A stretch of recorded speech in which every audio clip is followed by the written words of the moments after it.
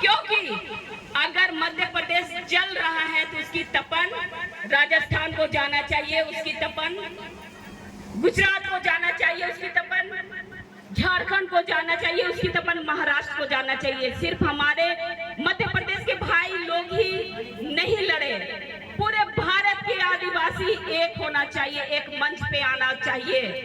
वक्त आ गया है साथियों अपनी ताकत दिखाने को।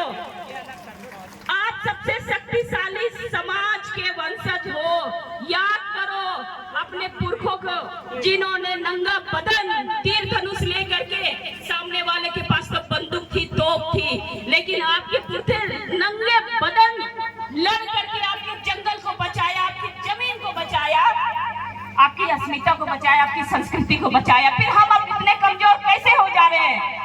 हम क्यों आए दिन अपने जंगल खत्म कर दे रहे हैं, अपनी जमीन खत्म कर दे रहे हैं? हमारी माँ बहनें कहाँ चली जा रही है हमें पता नहीं होता है। क्या हम उतने कमजोर हैं? मैं सवाल करती हूँ, क्या हम कमजोर हैं? हमारे रक्त में भी बिरसा मुंडा का खून है, हमारे लहू में भी टाटिया भील का खून है। फिर आज हम क्यों कमजोर अब बेबस बैठे हुए हैं? क्यों हमारे मुंह से नहीं निकलता? एक बेटी की अगर बलात्कार हो जाती है बस्तर में तो मीडिया चल जाता है, रातों रात उसके ऊपर कोई नहीं बोलता है, रातों रात वो मामला ठंडा पड़ जाता है। लेकिन एक निर्भया कांड दिल्ली में होती है तो 2 महीना में कानून बन जाता है। सोच सकते हैं कि हम कितना कमजोर हैं।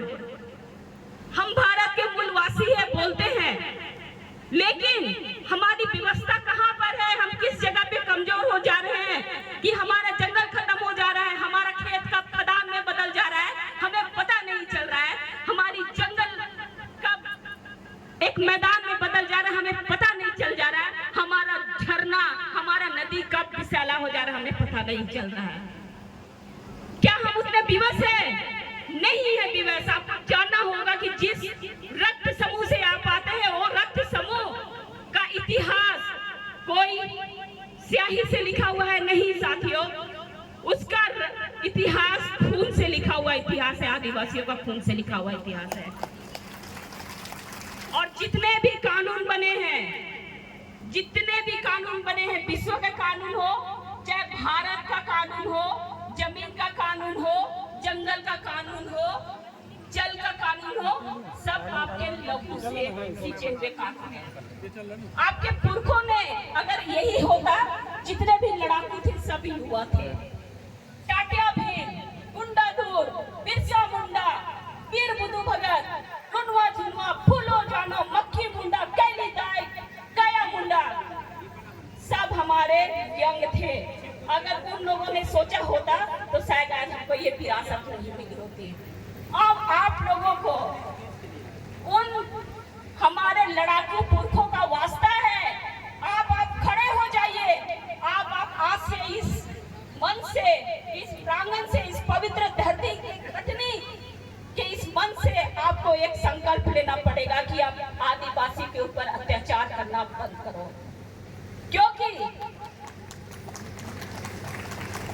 आज हम भले ही 8% है, 15% है, लेकिन दिखा देना पड़ेगा। अभी बहुत अच्छा बोलेगी भीमराव अंबेडकर जी ने हमें ऐसा अधिकार दिया है जो आज हम अच्छे तरीके से लड़ सकते हैं। मैं ऐसे भाइयों को नमन करती हूँ कि एक ऐसी भाई की अगर मारपीट होती है तो पूरा मुंबई जाम हो जाता है, पूरा संसद हिल जाता है। फिर मणिपुर में 2 बहनों के साथ अर्धनग्न करके घुमाया जाता है, तो क्यों रास्ता जाम नहीं हुआ? क्यों हमें उबाल नहीं आई? क्या बेटी हमें सम्मान से जीने का हक नहीं है क्या?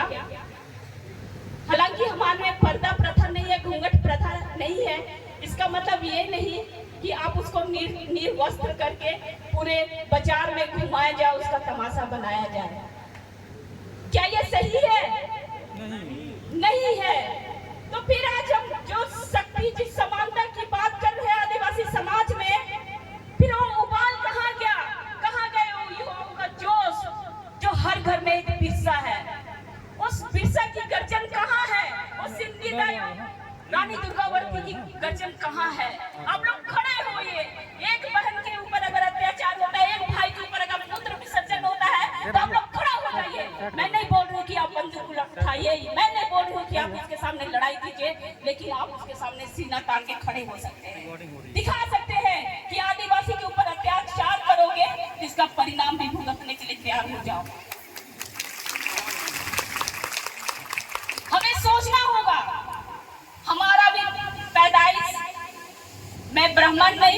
में मैं बहुत दूसरे का सम्मान करती हूँ, क्योंकि उन लोगों ने भी अपनी व्यवस्था के लिए बहुत संघर्ष किया है। लेकिन हमारी जो व्यवस्था है, उस व्यवस्था को जीवित रखने के लिए हमको तो संघर्ष करना पड़ेगा। अब देखिए, चाहू और चले जाइए, 1963 के बाद से विकास के नाम से कितना सारा जंगल खत्म हो गया, जमीन खत्म हो गया। आप देखिए, और सब जगह आदिवासी क्षेत्र में सिर्फ आदिवासी क्या, विकास के लिए, विकास का दान देने के लिए जंगल को हमारे पुरखों ने सुरक्षित रखा है क्या? आज से जंगल न देंगे, न जमीन देंगे आपको, अगर ना ही जान देंगे, ना जंगल देंगे, ना जमीन देंगे, ना जान देंगे। ये हम लोग की विरासत है। अगर